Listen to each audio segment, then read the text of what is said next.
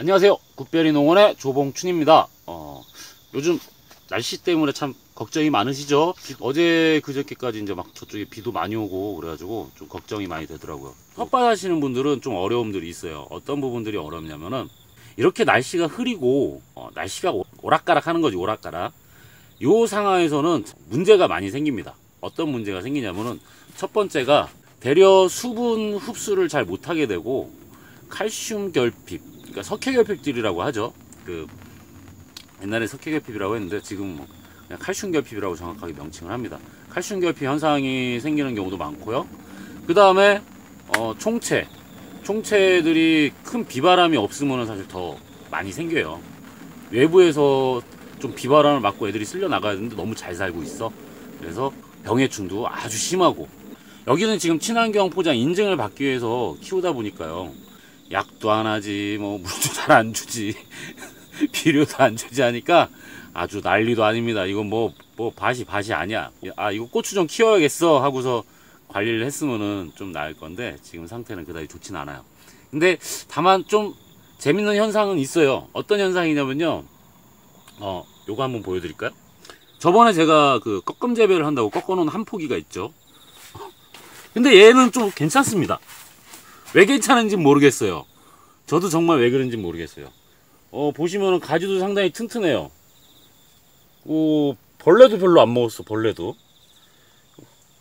안 먹고, 그 가지도 이 줄을 풀어줬는데 이렇게 안 쓰러지고 있어요. 저쪽도 한번 풀어볼까요? 이렇게 보시면은 지금 줄을 안 잡아놓은 상태도 이렇게 좀 튼튼합니다.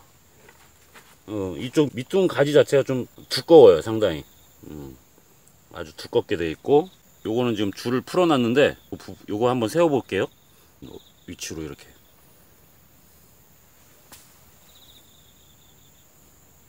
좀 이쁘죠? 나무가 참 이쁩니다.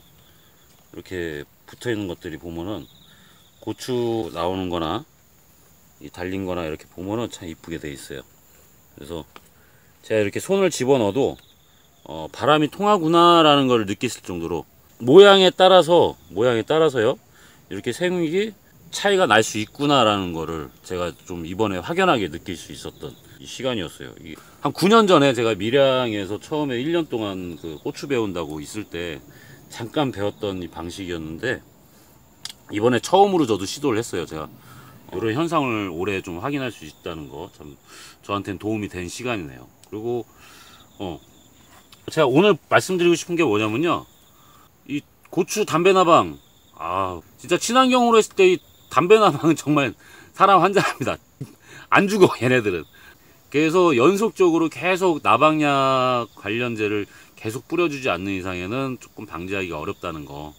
은행 우린물이나 뭐 아니면 자가로 약재를 만들어 가지고 좀 사용을 한다면은 그렇게 비용은 많이 안 들 건데, 저처럼 이제 그냥 구입해서 약재를 구입해서 쓰는 사람들은 쉽게 좀 잡기가 어려워요, 사실은. 왜냐면 계속 자주자주 치다 보면요, 약해 발생도 많이 생기지만 일단 비용이 많이 들어갑니다. 그런 부분들 때문에 좀 문제가 생겨요. 요거는 이제 담배 나방이에요. 요거는 이제 석회 결핍입니다. 그리고 요거는 칼라병, 그리고 열과. 자,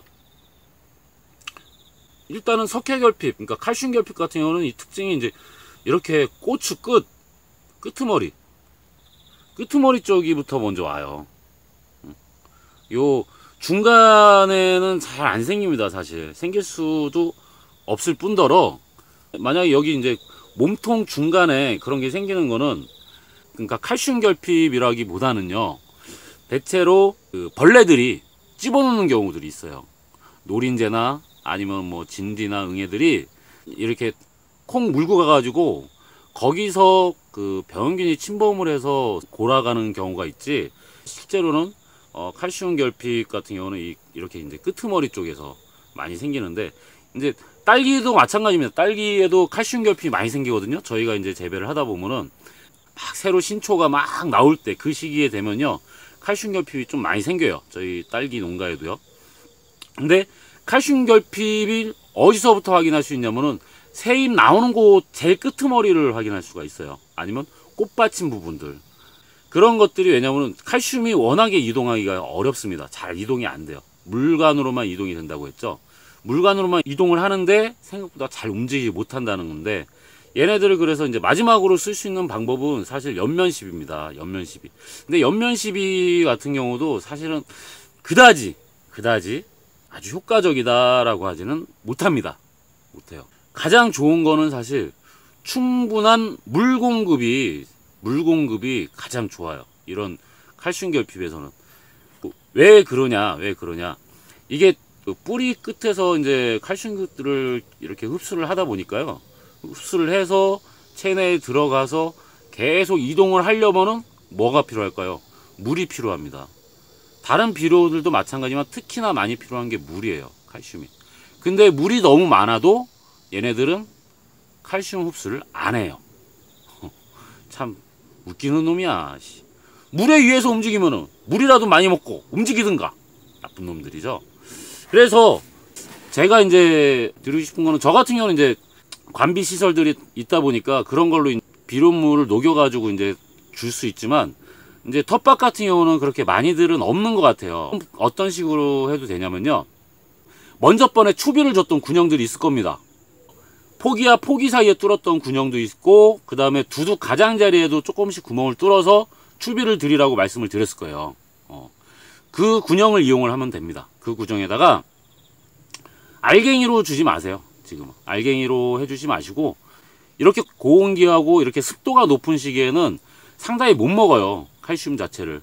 알갱이로 넣어줘서도 좀 효과가 상당히 늦어요. 그게 녹아서 이온화가 돼가지고 신초까지 넘어가려면 조금 시간이 걸리니까, 이왕이면은 물조리에다가 1100 20리터당 한 20g 정도만 혼화 처리해가지고 이렇게 잘 녹여서 한 포기당 3개 정도의 구멍을 뚫을 겁니다. 3개 정도 구멍을 뚫으면요, 거기에 한 종이컵 하나 분량씩 한 구멍당 이렇게 부어주시면은 좀 미리 예방이 가능할 거예요.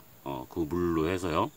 그러고 나서 나머지 또 연면 시비를 해주시면은 좀 효과적이지 않을까라고 제가 이제 예상을 합니다. 얘만 어떻게 이렇게 잘 컸을까? 궁금하시죠? 저도 궁금합니다. 누군가가 연구 좀 한번 해줬으면 좋겠어요. 요런 이제 칼슘 결핍. 열과도 마찬가지예요. 열과도 이렇게 이제 열과 같은 것도 발생을 하는데, 열과도 칼슘 흡수하는데 좀 부족할 때 요런 현상들도 더 잘 생겨요. 칼슘을 주시는데 물 관리만큼 중요한 게 없습니다. 칼슘뿐만이 아니라 다른 비료들도 다 먹으려면 물이 필요해요. 이온화되어 있는, 무기질화되어 있는 비료들을 먹을 수 있는 방법은 물입니다. 그냥 걔네 이온만 쪽쪽 빨아먹을 수는 없어요. 그래서 이제 물 관리를 잘 해야 되는데, 예전에 저희 이제 농사 짓는 사람들이 이런 경우가 있습니다. 저도 이제 농사 짓다 보면 이제 엉뚱한 경우가 생기는데, 호수가 이제 찢어져 가지고 어느 한쪽에만 물이 흠뻑 들어갔어. 거기가 더 잘 돼요. 사실 호수가 찢어져 가지고 물이 흠뻑 들어간 곳들은 잘 되는 경우가 훨씬 많습니다. 그래서 이제 저 같은 경우도 물을 줄 때는 되도록이면 흠뻑 줘요. 그냥 여러 번 나눠서 주는 것도 있지만, 되도록이면은 두둑이 충분히 적셔지도록 여러 번 나눠서라도 이제 계속 줄 수 있는 그렇게 이제 방법을 주시고, 그 다음에 꼭 주는 타임은요, 오전입니다. 오전. 새벽녘이면 훨씬 좋아요. 해 뜨기 전 1시간 전에 주시는 게 가장 좋은 방법인데, 그러니까 광합성이 원활하게 막 왕성하게 막 활발하게 시작되는 시점이 해 뜨고 1시간 이후부터 대체로 이제 광합성이 활발합니다. 그때 제일 많이 흡수를 해요. 제일 많이 흡수를 하니까 시간을 1시간 전에는 충분히 져서 그 물들일 이렇게 충분히 이제 두둑이 적셔지게끔 1시간 이후에 줘야 되는 거 아니에요? 라고 한다면은 그거는 반은 맞는 얘기입니다. 반은. 왜 그러냐면요, 식물의 뿌리가 물을 흡수하는 거는 지금 주고 있는 물을 먹는 게 아닙니다. 정확하게는 지금 주고 있는 물을 주는 게 아니고요. 어떤 물을 먹냐, 얘네들은 모세간수를 먹습니다. 모세간수. 이제 이거는 전문적으로 넘어가는 건데요, 이거를 설명드려야지만 물을 왜 새벽에 줘야 되느냐라는 거에 설명이 될 것 같아요. 토양에 입단하라는 걸 먼저 번에 말씀드린 적이 있어요. 토양이 알갱이들이 막 이렇게 동글동글 포도송이처럼 막 동글동글하게 이렇게 유기물과 이제 각종 이온화되어 있는 그 물질들이 전자기를 떼어가지고 막 붙어 있다고 그랬죠.